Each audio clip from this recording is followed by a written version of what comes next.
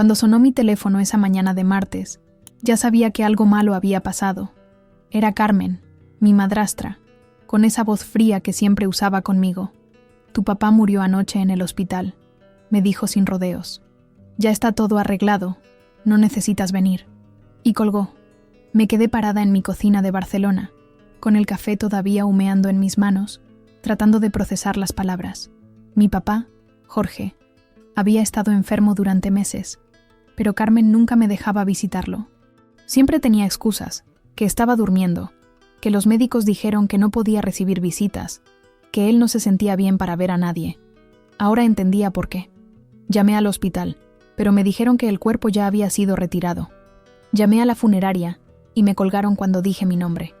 Era como si hubiera desaparecido de la vida de mi propio padre. Durante 3 días, traté de conseguir información. Llamé a mis primos de Valencia, a los vecinos de papá, a cualquiera que pudiera saber algo. Nadie sabía nada del funeral. Fue mi prima Marisol quien finalmente me ayudó. Ella había visto el esquela en el diario local de Sevilla por casualidad. El funeral era ese mismo día a las 5 de la tarde en el cementerio de San Fernando. Tomé el primer tren que pude, con el corazón latiéndome tan fuerte que pensé que se me iba a salir del pecho. Llegué al cementerio corriendo con mis zapatos de tacón hundiéndose en la tierra húmeda. Había llovido toda la mañana y el aire olía a jazmines y tierra mojada. Cuando llegué a la zona donde estaban las tumbas nuevas, vi un grupo pequeño de gente alrededor de una fosa recién tapada. Carmen estaba ahí, vestida de negro de pies a cabeza, con sus 2 hermanas a los lados. Me acerqué despacio, todavía sin poder creer lo que veía. La lápida provisional ya estaba puesta. Jorge Martínez Ruiz, 1952-2023, querido esposo. No decía nada de ser padre. Carmen me vio acercarme y su cara cambió completamente. Se puso tensa, como un gato a punto de atacar. «¿Qué haces aquí?», me preguntó en voz alta, para que todos escucharan. «Este es un momento privado para la familia. Soy su hija», le dije, tratando de mantener la voz firme aunque me temblaba todo el cuerpo. «Era su hija», me contestó. «Pero hace años que no formabas parte de su vida. Él no te mencionó ni una vez en sus últimos meses». Sus hermanas me miraban con desprecio, como si fuera una intrusa. Los pocos amigos de papá que estaban ahí bajaron la vista, incómodos. Nadie dijo nada en mi defensa. Me quedé parada ahí, bajo el sol de Andalucía, sintiendo cómo el sudor se me mezclaba con las lágrimas. Traté de acercarme a la tumba, pero Carmen se puso delante de mí. «Ya no tienes nada que hacer aquí», me dijo. «Vete a casa». Me fui caminando despacio, sintiendo las miradas clavadas en mi espalda. En el tren de vuelta a Barcelona, lloré durante todo el viaje. No era solo por la muerte de papá, sino por darme cuenta de que había perdido la oportunidad de despedirme, de decirle que lo quería, de preguntarle por qué había dejado que Carmen me alejara tanto de él. 2 semanas después del funeral, recibí una carta certificada en mi apartamento. Era del despacho de abogados Mendoza y Asociados, en Sevilla. Me citaban para la lectura del testamento de Jorge Martínez Ruiz. Por un momento, sentí una pequeña esperanza. Tal vez papá sí había pensado en mí. Tal vez había dejado algo que demostrara que no me había olvidado completamente. Viajé otra vez a Sevilla, esta vez con más calma. Me puse mi mejor traje negro y llegué temprano al despacho. Era un edificio antiguo en el centro, con esos techos altos y balcones de hierro forjado típicos de la ciudad. En la sala de espera ya estaban Carmen y sus 2 hermanas, María José y Amparo. También había un hombre mayor que no conocía, probablemente algún amigo de la familia. Carmen me vio entrar y puso esa sonrisa falsa que yo conocía tan bien. «Qué sorpresa verte aquí, Elena», me dijo, «aunque no sé para qué viniste». El abogado, el señor Mendoza, salió de su oficina exactamente a las 10. Era un hombre de unos 60 años, con bigote gris y gafas de montura dorada. Nos saludó a todos con cortesía profesional y nos invitó a pasar a su despacho. «Un momento», dijo Carmen cuando yo me dirigía hacia la puerta. «Creo que hay un error. Ella no debería estar aquí». El señor Mendoza me miró por encima de sus gafas. «¿Usted es familiar del señor Martínez?» «Soy su hija», respondí, notando cómo se me secaba la boca. «Ah, ya veo», dijo él revisando unos papeles, «pero me temo que en el testamento solo se mencionan los herederos específicos. Su nombre no aparece en el documento». Sentí como si me hubieran dado un puñetazo en el estómago. ¿Cómo que no aparezco? Soy su única hija. Carmen se rió con una risa corta y desagradable. Tu papá fue muy claro en sus últimas voluntades. Decidió dejar todo a quienes realmente se preocuparon por él en sus últimos años. El abogado se veía incómodo con la situación. Señorita, lo siento mucho, pero la ley es clara. Solo pueden estar presentes en la lectura del testamento las personas nombradas específicamente como herederos o beneficiarios. Me quedé parada en esa oficina con olor a papel viejo y cera de muebles, sintiendo como todas las miradas se clavaban en mí. Las hermanas de Carmen susurraban entre ellas. El hombre mayor me miraba con lástima, y Carmen tenía esa expresión de triunfo que me revolvía el estómago. Debe haber un error, insistí. Mi papá jamás me dejaría fuera de su testamento. Algo no está bien. Elena, me dijo Carmen con esa voz condescendiente que tanto odiaba. Tu papá estuvo muy lúcido hasta el final. Estas fueron sus decisiones. Tú lo abandonaste cuando él más te necesitaba. ¡Eso no es cierto!, grité, perdiendo la compostura. ¡Tú fuiste la que no me dejó verlo! El señor Mendoza se aclaró la garganta. Señorita, por favor. Esto es un procedimiento legal formal. Si no está nombrada en el testamento, no puede estar presente. Lo siento mucho, pero va a tener que retirarse. Salí de esa oficina sintiéndome humillada y completamente perdida. Me senté en un banco de la Plaza de Armas, viendo pasar a los turistas y los sevillanos con sus vidas normales, mientras yo trataba de entender cómo había llegado a esto. ¿Cómo era posible que mi propio padre me hubiera borrado de su vida de manera tan cruel? Esa noche, en mi hotel cerca de la Giralda, no pude dormir. Escuchaba las campanas de la catedral marcando las horas mientras daba vueltas en la cama, recordando momentos con papá. Los domingos en el retiro cuando era niña, cómo me enseñó a andar en bicicleta, las tardes que pasábamos viendo fútbol juntos. No podía creer que el mismo hombre que me había criado con tanto amor hubiera decidido dejarme fuera de su vida para siempre. De vuelta en Barcelona, no podía concentrarme en nada. Mi trabajo en la agencia de publicidad se había vuelto un automático ir y venir sin sentido. Mis compañeros me preguntaban qué me pasaba, pero yo no sabía ni por dónde empezar a explicar. ¿Cómo les iba a contar que mi papá me había borrado de su testamento, como si nunca hubiera existido? Durante las noches, cuando llegaba a mi apartamento de Lake Champlain, me ponía a revisar todo lo que tenía de él. Fotos de cuando era pequeña, las postales que me mandaba cuando viajaba por trabajo, algunos libros que me había regalado. Busqué algo, cualquier cosa que me diera una pista de por qué había pasado todo esto. Fue revisando una caja vieja de galletas que tenía guardada en el armario cuando me acordé de la carta. Hacía tanto tiempo que la había olvidado completamente. Era de mi cumpleaños número 25, hace más de 10 años. Papá había venido a Barcelona a visitarme. Todavía estaba soltero entonces, y me trajo una caja de regalo envuelta en papel dorado. Recuerdo que cuando la abrí, dentro había una cadena de plata con un colgante que había sido de mi abuela Carmen, la mamá de papá, pero al fondo de la caja también había un sobre blanco con mi nombre escrito en su letra. Cuando le pregunté qué era, me dijo: «Es una carta para cuando me necesites y yo no esté cerca. Guárdala bien, Elena. Algún día va a ser importante». En ese momento pensé que era una de esas cosas que hacen los papás cuando se ponen sentimentales. La guardé sin leerla, junto con otras cartas y recuerdos. Pero ahora, con todo lo que había pasado, esas palabras sonaban diferentes. Cuando me necesites y yo no esté cerca. ¿Había sabido papá que algo así iba a pasar? Busqué por todo el apartamento como una loca. Revisé cajones, cajas, el escritorio, debajo de la cama. Finalmente la encontré en una caja de zapatos que tenía guardada en el trastero, junto con fotos de la universidad y entradas viejas de conciertos. El sobre estaba un poco amarillento, pero mi nombre todavía se leía claramente en la letra de papá. Me senté en el sofá de mi sala, con las manos temblando, y abrí el sobre despacio, como si fuera algo sagrado. La carta estaba escrita en el papel, con membrete de su oficina de ingeniero, con esa letra suya un poco torcida que yo conocía también. «Mi querida Elena», empezaba, «si estás leyendo esto, probablemente ha pasado algo que no esperabas. Quiero que sepas que, pase lo que pase, tú siempre has sido lo mejor de mi vida. Desde el día que naciste, No ha habido un solo momento en que no me haya sentido orgulloso de ser tu papá. Tuve que parar de leer porque se me empañaron los ojos.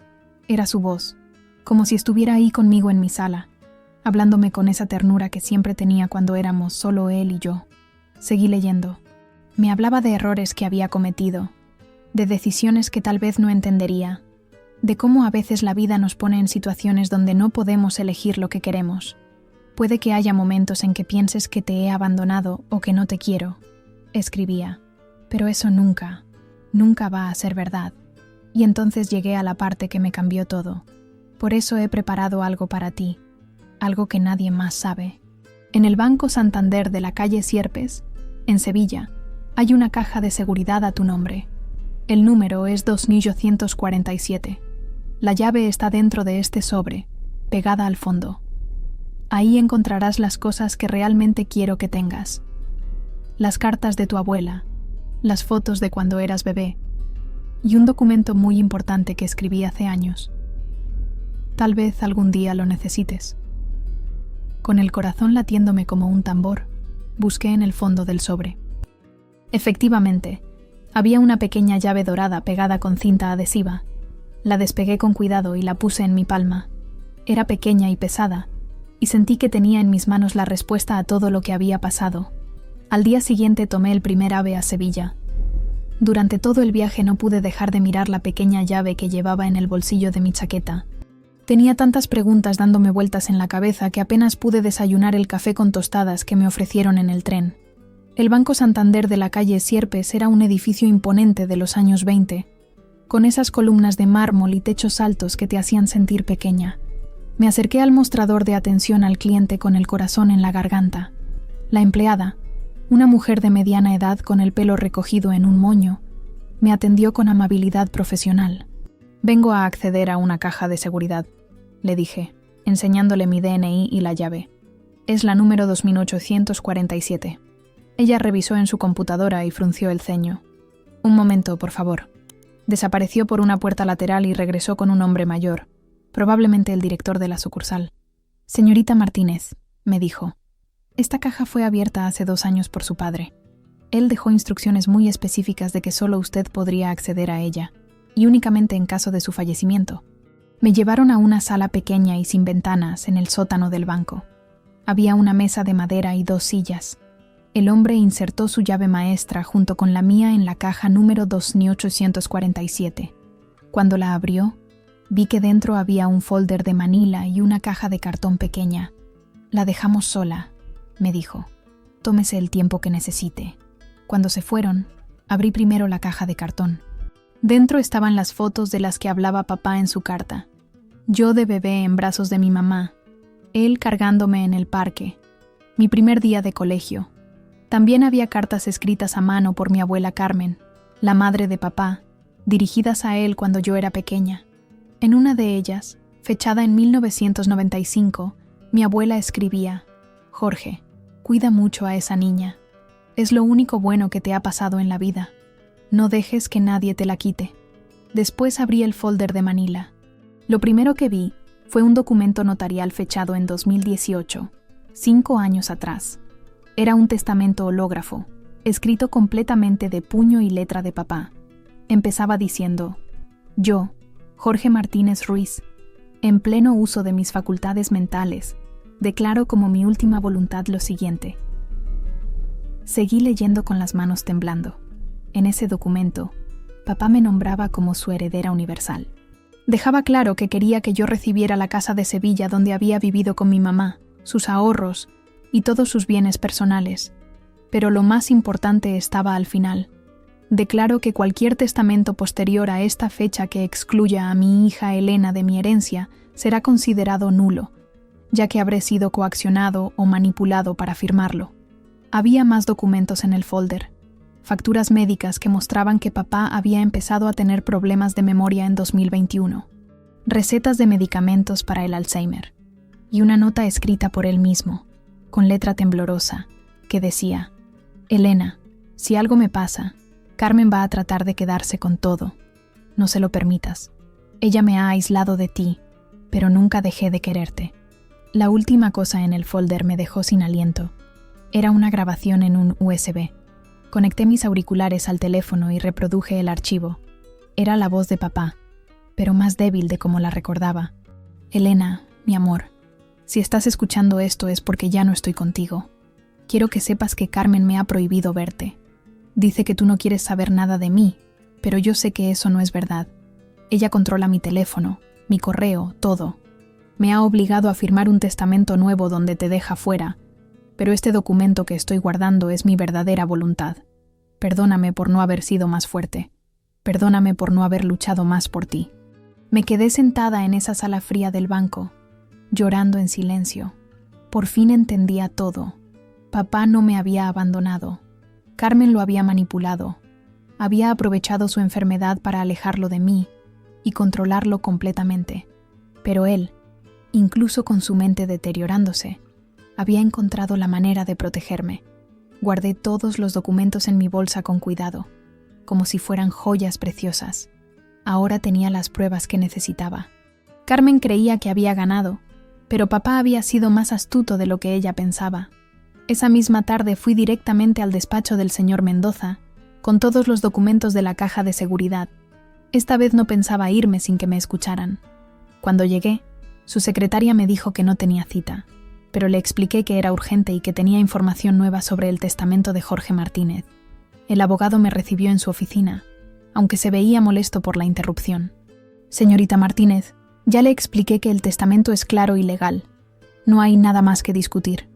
Hay algo que usted no sabe, le dije, poniendo el folder sobre su escritorio. Mi padre dejó otro testamento, anterior al que presentó Carmen, y también evidencia de que fue manipulado para firmar el nuevo. Le enseñé el testamento hológrafo de 2018 primero. El señor Mendoza lo leyó con atención, ajustándose las gafas varias veces. Después le mostré las facturas médicas y la nota escrita por papá. Finalmente, le puse los auriculares para que escuchara la grabación.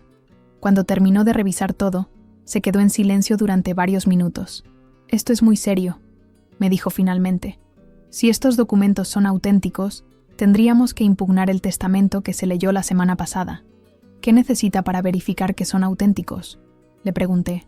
«Vamos a necesitar un análisis grafológico de la letra de su padre, testimonios de su estado mental en las fechas de ambos testamentos y probablemente un análisis forense de la grabación». Hizo una pausa. «Esto va a ser una batalla legal complicada. ¿Está segura de que quiere seguir adelante?». «Completamente segura», le respondí sin dudar. Los siguientes días fueron un torbellino de actividad legal. El señor Mendoza contactó a expertos, pidió historiales médicos completos de papá y solicitó testimonios de sus amigos y vecinos. Mientras tanto, yo traté de contactar a gente que había conocido a papá en sus últimos años. Fue su vecino de toda la vida, don Antonio, quien me dio la información más valiosa. Cuando fui a verlo a su casa en el barrio de Triana, me contó cosas que me helaron la sangre. «Tu padre cambió mucho después de casarse con Carmen», me dijo mientras tomábamos café en su patio lleno de geranios. «Antes venía a visitarme todas las tardes. Hablábamos de fútbol, de política, de todo. Pero después ella empezó a controlarlo. Si yo lo invitaba a tomar unas cervezas, ella aparecía diciendo que tenía que tomar sus medicinas. Si alguien lo llamaba por teléfono, ella contestaba y decía que no podía hablar. Don Antonio me contó que en varias ocasiones había escuchado a papá preguntando por mí. Decía que quería llamarte, que extrañaba hablar contigo, pero Carmen siempre le respondía que tú estabas muy ocupada con tu vida en Barcelona, que no tenías tiempo para él. También me dijo que Carmen había llevado a papá al notario en varias ocasiones durante sus últimos meses. Una vez lo vi salir de la notaría de aquí de la esquina y se veía muy confundido. Le pregunté si estaba bien y me dijo que no entendía por qué tenía que firmar tantos papeles. Cuando Carmen se enteró de que estaba investigando, me llamó furiosa. «¿Qué estás haciendo, Elena? ¿No puedes dejar descansar en paz a tu padre?». «Lo que estoy haciendo es defender su verdadera voluntad», le respondí. «Sé lo que hiciste. Sé cómo lo manipulaste». «Estás loca», me gritó por teléfono. «Tu padre no quería saber nada de ti. Él mismo me lo dijo 1000 veces. Eras una hija malagradecida que nunca lo visitaba. Porque tú no me dejabas», le dije. «Pero tengo pruebas de todo, Carmen. Papá se aseguró de que algún día supiera la verdad. Hubo un silencio largo del otro lado de la línea. Cuando volvió a hablar, su voz sonaba diferente, menos segura. «No sé de qué estás hablando. Lo sabrás pronto», le dije, y colgué. Una semana después, el señor Mendoza me llamó con buenas noticias. Los expertos habían confirmado que tanto la letra como la grabación eran auténticas. Además, había encontrado a 2 enfermeras del hospital que testificarían que Carmen había presionado a papá para firmar documentos cuando él estaba confundido por la medicación. «Vamos a presentar una demanda formal para impugnar el testamento», me dijo. «Tenemos una case muy sólida». El proceso judicial duró 6 meses. Fueron 6 meses de ir y venir entre Barcelona y Sevilla, de reuniones con abogados, de testimonios y declaraciones. Carmen contrató a un bufete caro y luchó con uñas y dientes para mantener lo que había conseguido. Llegó a acusarme de falsificar los documentos, de manipular la grabación, de inventar todo para robarle la herencia. Pero la verdad tiene una fuerza propia. Los expertos confirmaron una y otra vez que todo era auténtico. Don Antonio y otros vecinos testificaron sobre cómo Carmen había aislado a papá. Las enfermeras del hospital contaron cómo ella lo presionaba para firmar papeles, cuando él apenas entendía lo que pasaba a su alrededor. El momento más duro fue cuando el juez, un hombre mayor con cara seria, leyó fragmentos de la grabación de papá en voz alta durante la audiencia final. Escuchar la voz de mi padre en esa sala llena de extraños, contando cómo lo habían manipulado, me partió el corazón otra vez, pero también me dio fuerzas para seguir luchando. Carmen se desmoronó durante su testimonio. Al principio trató de mantener la compostura, insistiendo en que ella solo había cuidado a su esposo y protegido sus intereses. Pero cuando el abogado le mostró las facturas médicas que demostraban que ella sabía del Alzheimer de papá desde el principio, empezó a contradecirse. Él estaba perfectamente bien cuando firmó el testamento, decía, pero los documentos médicos mostraban que justo esa semana había tenido una crisis que lo llevó a urgencias. El día de la sentencia, el juez fue muy claro. El tribunal considera que existe evidencia suficiente para determinar que el señor Jorge Martínez Ruiz fue coaccionado para modificar su testamento original. El testamento hológrafo de 2018 refleja su verdadera voluntad, expresada cuando gozaba de plenas facultades mentales. Carmen perdió todo. No solo la herencia de papá, sino también su credibilidad. Se fue de Sevilla poco después, según me contó don Antonio. Sus propias hermanas se alejaron de ella cuando se enteraron de toda la verdad. Yo regresé a la casa donde papá había vivido con mi mamá tantos años atrás. Era una casa pequeña pero llena de luz, en una calle tranquila cerca del parque de María Luisa.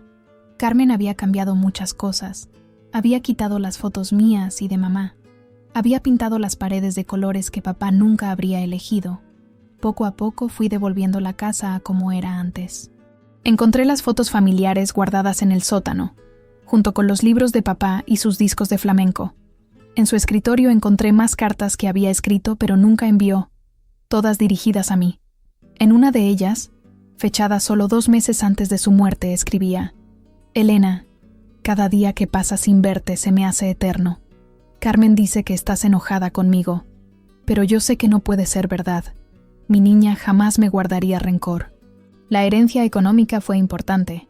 Me dio seguridad y la posibilidad de dejar mi trabajo en Barcelona para dedicarme a escribir, algo que siempre había querido hacer. Pero lo que realmente me devolvió fue algo mucho más valioso: la certeza de que papá nunca dejó de quererme. Ahora vivo en su casa de Sevilla. He convertido su estudio en mi oficina de escritora. Todas las tardes, cuando el sol se pone, me siento en el patio con un café y leo sus cartas como si fuéramos 2 amigos conversando. A veces siento que está ahí conmigo, orgulloso de que haya luchado por la verdad. Carmen pensó que podía borrarme de la historia de mi familia, pero se equivocó.